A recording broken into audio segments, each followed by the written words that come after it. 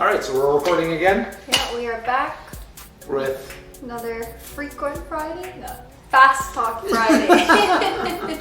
I legit forgot what it was called. It's still new. It's fresh.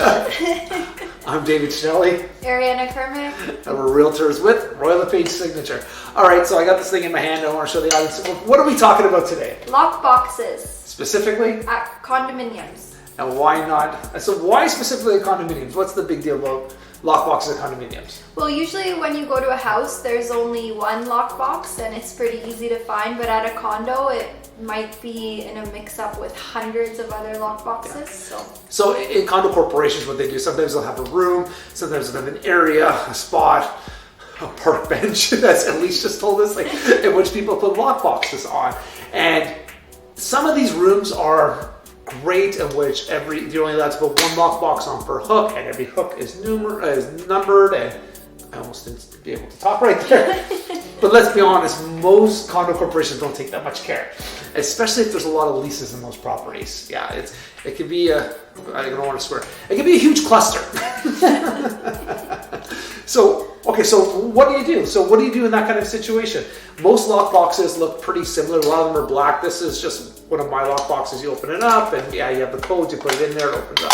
So a lot of them are very similar. But what do you do? Yeah, so you want to make your lockbox distinct. You can see Dave has the sticker on the front and the back. You can even write the unit number on the side of the box. You can attach a ribbon. You can take a picture, make a really clear description of where your box is. That definitely helps. Yeah, absolutely. One thing I've seen before is with the lock boxes, I've seen somebody spray paint colors like orange and pink, and you don't want to have, I don't know if you can see the cluster behind us, but like we're gonna do after this is the what is it called, the TV, the magic of TV showing behind us in the green screen all of the lockboxes. We don't know which ones we're choosing yet. We're just kind of figuring. But if you see any behind us, you'll see how bad it can possibly get. But if you had something, for example, if they're all black and you spray paint yours yellow or green or something really neon, obviously everyone's going to know about that too. Stick out.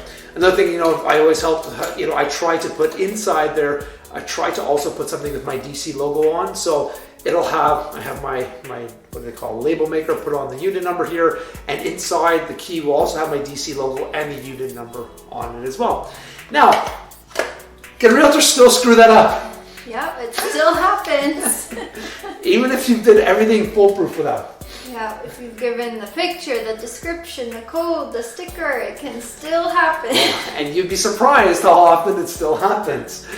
We had a situation where we sold a property earlier in the year in which we had all those. I had my DC, I had numbers all over this thing.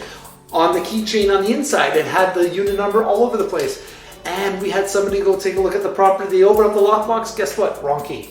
The other realtor had mixed up all the keys, and they affected about 3 or 4 units. We had to call that realtor back. Fortunately, Elise, my assistant, had to figure out how long did it take you, Elise? Almost all day?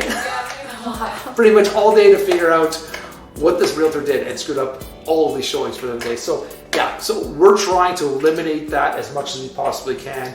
But sometimes mistakes still happen, unfortunately. And at condos too, you really want to make sure how long your lockbox can be there, because at a property that we just listed in Richmond Hill, I believe it's a 28-day limit, and then they cut all of the boxes that aren't registered as well. So the day we went, there were about 100 boxes there, and I went back 2 days later and only 5 were left because the others had expired and they didn't re-register. So you definitely don't want to have your lockbox cut off. As Dave mentioned, they're expensive too. So I had one cut off. The seller didn't tell me that they put a little note on mine. Yeah. And it was cut off. So it was a brand new lockbox. Yeah. They're not cheap. So yeah. Anyway, guys, if you have any topics for us you want us to talk about, but I'm pretty sure we have a lot more stories coming up. As the more showings we get, it just gets a little more interesting. So I hope you're enjoying these. But if you do want us to say if there's anything other like specific, let us know.